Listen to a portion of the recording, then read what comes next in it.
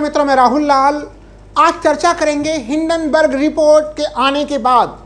भारतीय राजनीति में आए हुए भूचाल को लेकर और भारतीय अर्थव्यवस्था यानी इंडियन इकोनॉमी में क्या होने वाला है, उन तमाम चीज़ों को लेके। चूँकि तमाम विपक्षी पार्टियां, इंडिया अलायंस के जो अलग अलग घटक दल है उसमें संजय सिंह आम आदमी पार्टी ने मांग भी कर दिया है इस मामले को लेकर कि प्रधानमंत्री मोदी इस्तीफा दें। राहुल गांधी ने काफ़ी तीखी टिप्पणियाँ की है और वो पहले से ही अडानी के मामले को उठाते हुए रहे हैं और राहुल गांधी के तमाम बातों पर सच्चाई के मुहर भी लगते हुए रहे हैं। तो अगले कुछ मिनटों में समझेंगे हम लोग कि हिंडनबर्ग रिपोर्ट भारतीय इकोनॉमी यानी इंडियन इकोनॉमी को कितना प्रभावित करेगी और भारतीय राजनीति को कितना प्रभावित करने जा रही है। मित्रों, अगर हम लोग ध्यान दें तो कल देर रात हिंडनबर्ग रिपोर्ट सामने में आई और जिसमें एक तरह से जो सबसे बड़े आरोप लगे अडानी के ऊपर, तो आरोप हिंडनबर्ग के पहले रिपोर्ट में यानी कि 2023 में जब हिंडनबर्ग की पहली रिपोर्ट आई थी तब अडानी के ऊपर आरोप लगे थे। लेकिन इस बार आरोप अडानी के साथ साथ सेबी यानी जो शेयर बाजार की सबसे प्रमुख नियामकी संस्था है, रेगुलेटरी संस्था है, उसके चेयरमैन माधवी के ऊपर भी जो है कि आरोप लग गए। अब महत्वपूर्ण चीज़ क्या क्या समझना है इस पूरे मामले के संदर्भ में। देखिए, बीजेपी क्या कर रही है, पहले हम वहाँ से शुरुआत करते हैं और फिर तमाम तरह की चीज़ों को देखा जाए। अगर हिंडनबर्ग रिपोर्ट जो प्रथम रिपोर्ट आई थी और हिंडनबर्ग रिपोर्ट आने से पहले भी अगर हम लोग देखें तो जब भी अडानी और अंबानी से संबंधित किसी प्रकार की कोई स्थिति बनी इस सरकार में, आप लोगों को याद होगा कि जब अडानी से संबंधित मामले को लेकर राहुल गांधी ने संसद में पहली बार भाषण दिया था तो आनन फानन में उनकी सदस्यता समाप्त हो गई थी, क्योंकि अचानक से गुजरात के एक कोर्ट में जो है कि मानहानि का एक मामला काफ़ी सुपर एक्टिव हो गया था। हालांकि बाद में जब सुप्रीम कोर्ट से उसके ऊपर स्टे लगा था तो फिर राहुल गांधी की मेंबरशिप, पार्लियामेंट मेंबरशिप वापस हो सकी थी। उसी प्रकार से ध्यान हो कि संजय सिंह ने पिछले सत्र में, ये इस सत्र की बातें नहीं हो रही, पिछले लोकसभा की बातें हो रही हैं, जब उन्होंने स्लोगन लगाया था, वहाँ पे नारे लगाए थे, अडानी और मोदी जी से संबंधित नारे लगाए थे, तो उसके बाद उन्हें भी जो है कि एक तरह से निलंबित कर दिया गया था। तमाम कई बड़े नेता, जब विपक्षी नेता ये नाम लेते थे उन्हें सदन से निलंबित कर दिया जाता था। महुआ मोइत्रा इस प्रकार के मामलों को उठाती थी और सीधे सीधे उनको भी अपनी सदस्यता खोनी पड़ गई थी। लेकिन इन चीज़ों के बीच में आज के समय में जो स्थितियां बन रही हैं उस स्थिति के ऊपर ध्यान रखना आवश्यक है। पहले स्थिति ये बनी मित्रों, बीजेपी के तरफ से, सत्तारूढ़ पार्टी के तरफ से, आप अगर भारतीय जनता पार्टी का विरोध करते हैं तो फिर आप खालिस्तानी हैं, पाकिस्तानी हैं, तमाम तरह की उपाधियां लगा दी जाती थी। दूसरी स्थिति बनी कि भारत का ही मतलब है भारत बराबर मोदी, एक ये स्थिति बनी। तीसरी स्थिति बनी अडानी बराबर भारत, एक ये प्रकार की स्थिति बनी। चूंकि लगातार एक सवाल पूछे जा रहे हैं इस समय कि तमाम आरोप जो लगे हैं, हिंडनबर्ग के आरोप लग रहे हैं, वो आरोप के दायरे में जो है कि सेबी के चेयरपर्सन है, उस आरोप के दायरे में अडानी हैं, उस आरोप के दायरे में तमाम ऑफशोर कंपनियां हैं। अडानी जी के बड़े भाई जो है वो विनोद अडानी जी के नाम आ रहे हैं, मॉरिशस का नाम आ रहा है, बरमूदा का नाम आ रहा है। भारतीय जनता पार्टी का नाम कहीं पर भी उसमें उल्लिखित नहीं है। लेकिन जिस तरह से भारतीय जनता पार्टी काफ़ी आक्रामक होकर इस प्रश्न का उत्तर दे रही है, वैसे में सवाल ये उठते हैं, पहले सवाल तो लोगों के बीच में ये उठ रहे थे कि आखिर मोदी जी और अडानी जी का ये रिश्ता कहलाता क्या है, ये सवाल था प्रथम। लेकिन अब हिंडनबर्ग के नए रिपोर्ट के बाद से सवाल ये उठ खड़े हुए हैं कि अडानी जी, मोदी जी और सेबी चेयरपर्सन, उनके बीच के रिश्ता क्या कहलाता है। क्योंकि देखिए मित्रों, एक चीज़ समझना पड़ेगा, क्योंकि बीजेपी के जो तमाम आरोप लग रहे हैं, बीजेपी का आरोप ये है कि विदेशी एजेंसियां जो है वो साजिश रच रही हैं भारतीय अर्थव्यवस्था को तबाह करने के लिए।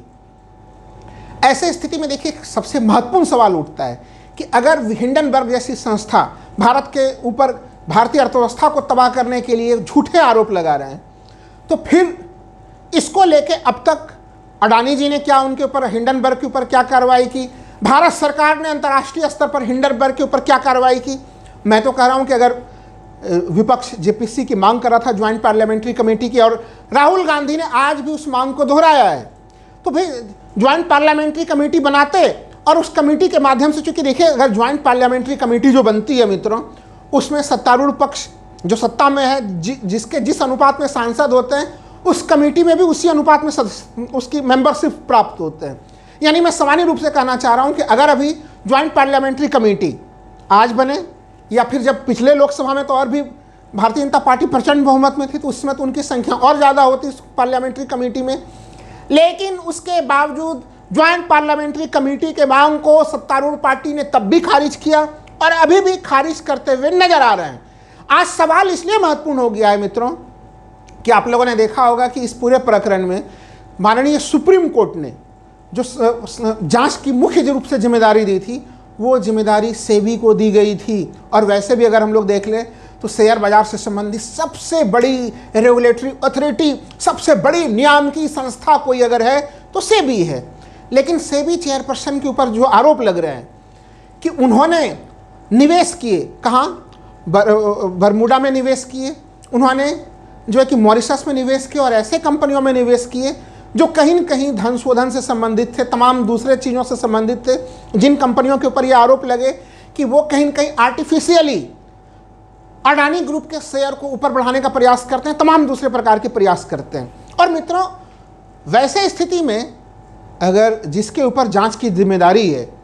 अगर वो जांच करता ही अगर दूसरे खेमे के साथ मिला हो तो इसे कहते हैं कॉन्फ्लिक्ट ऑफ इंटरेस्ट, हितों का टकराव। आप सबों ने देखा होगा कि जब सुप्रीम कोर्ट में कई ऐसे मामले आते हैं या हाई कोर्ट में कई ऐसे मामले आते हैं जहां पे कि किसी दोनों पक्ष, वादी प्रतिवादी में से किसी भी एक पक्ष के साथ प्रत्यक्ष व अप्रत्यक्ष तौर पे जज महोदय का कोई संबंध होता है, तो फिर वैसे स्थिति में संबंधित जज खुद ही कहते हैं कि मैं इस मामले में सुनवाई से बाहर हो रहा हूं क्योंकि यह मामला कॉन्फ्लिक्ट ऑफ इंटरेस्ट का बन रहा है। यहां पे स्थिति देखिए कि जिस सेबी को जांच करनी थी उस सेबी के ऊपर ही आरोप लग रहे हैं कि उनके संबंध अडानी जी के साथ हैं। और यह मामला एक काफ़ी विचित्र स्थिति में आ गया है। मैं क्यों कह रहा हूं मित्रों विचित्र स्थिति में आया है, क्योंकि अगर हम लोग भारतीय शेयर बाजार के पूरे ढांचे को देखें, अगर इस पूरे प्रकरण की जांच नहीं होती, और इस पूरे प्रकरण की जांच इंडिपेंडेंट होनी बहुत आवश्यक है, क्योंकि जांच से ही चीज़ें पता चलेंगी। अगर जांच नहीं कराते हैं तो फिर उल्टे सरकार के ऊपर भी सवाल उठेंगे, अडानी जी के ऊपर भी सवाल उठेंगे, और सेबी चेयरपर्सन के ऊपर तो सवाल उठ ही रहे हैं।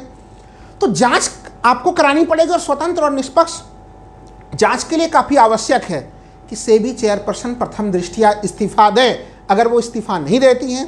तो इसके राजनीतिक दुष्परिणाम भी होंगे और इसके आर्थिक दुष्परिणाम भी होंगे, क्योंकि हम लोगों ने पूर्व काल में ही देखा है कि जब आपके शेयर बाजार से संबंधित ऐसे नैरेटिव बनते हैं कि वहाँ पे तो रेगुलेटर्स ही स्वतंत्र नहीं है। राहुल गांधी ने जो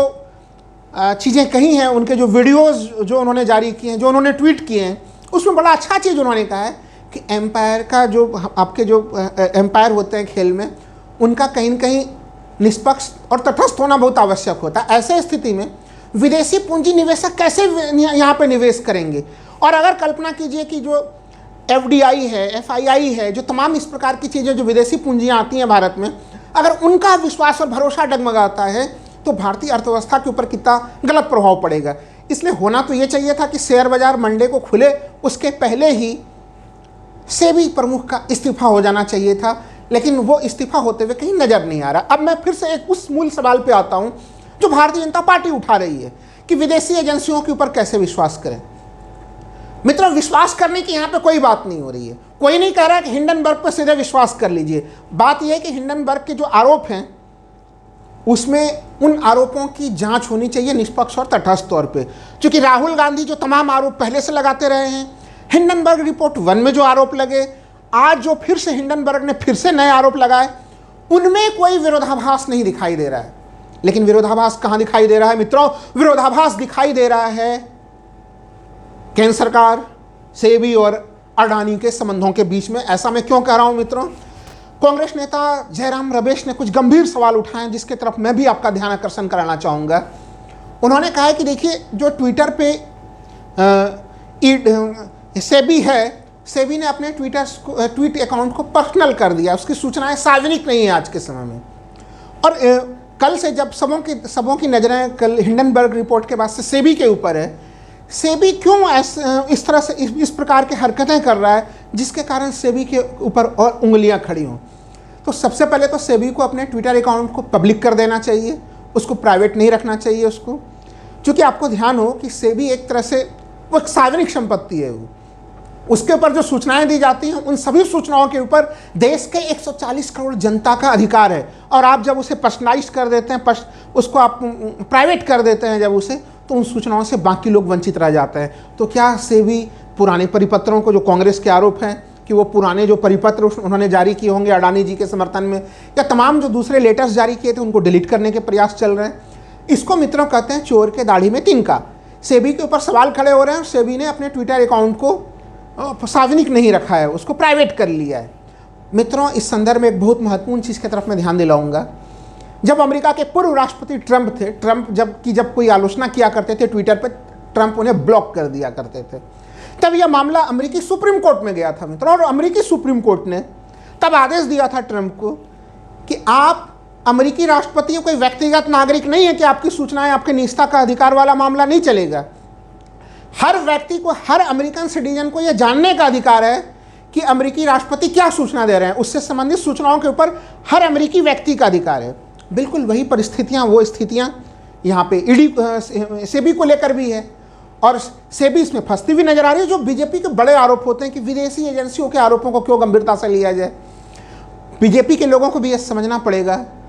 कि मीठा मीठा गप गप और कड़वा कड़वा थू थू ये मामले नहीं चलने वाले हैं। एक कोई छोटी सी एजेंसी होती है जिसका नाम हम लोगों ने नहीं सुना होता, आप लोगों ने भी नहीं सुना होता है, और वो दुनिया की कोई एजेंसी होती है, और वो जब कहते हैं कि प्रधानमंत्री मोदी जी की लोकप्रियता आज पूरे दुनिया में चरम पे है,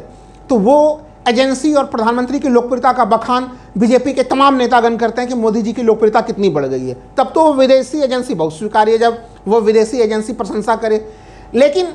जब ग्लोबल हंगर इंडेक्स में भारत की शिकायत की जाती है तो कहा जाता है कि विदेशी साजिश है, भारत के छवि को खराब किया जा रहा है। प्रेस फ्रीडम इंडेक्स में जब भारत का नंबर नीचे आता है तब फिर कहा जाता है ये विदेशी साजिश है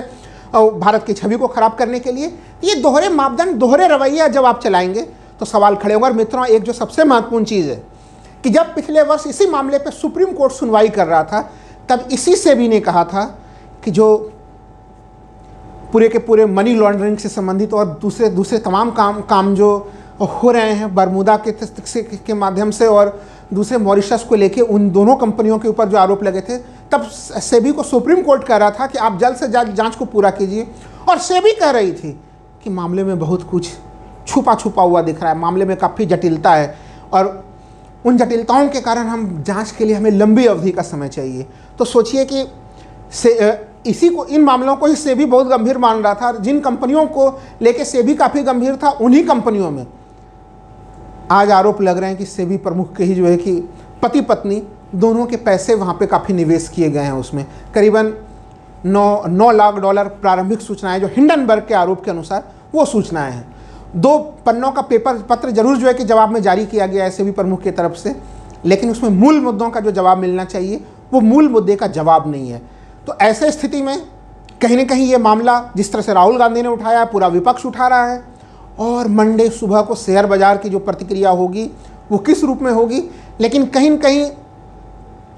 हम लोगों ने देखा कि संसद के कार्यकाल को जिस तरह से, संसद का सत्र भी लंबा चलना था, आज भी चलना था, तो क्या सरकार के लोगों को भी पहले से अंदेशा था कि हिंडनबर्ग के खुलासे के बाद संसद में हो हल्ले हंगामे की स्थिति ज़्यादा बनेगी, इसलिए आनन फानन में संसद की कार्रवाई को खत्म कर दिया गया। ये तमाम मामले सवालों के दायरे में हैं, लेकिन अगर निष्पक्ष और तटस्थ जांच नहीं कराई गई पूरे प्रकरण की, तो फिर आर्थिक तौर पर भी देश को नुकसान की स्थिति में होगी, और राजनीतिक तौर पर भी भारतीय जनता पार्टी और जो सत्तारूढ़ पार्टी में तमाम दूसरे घटक दल हैं वो नुकसान में रहेंगे। धन्यवाद मित्रों।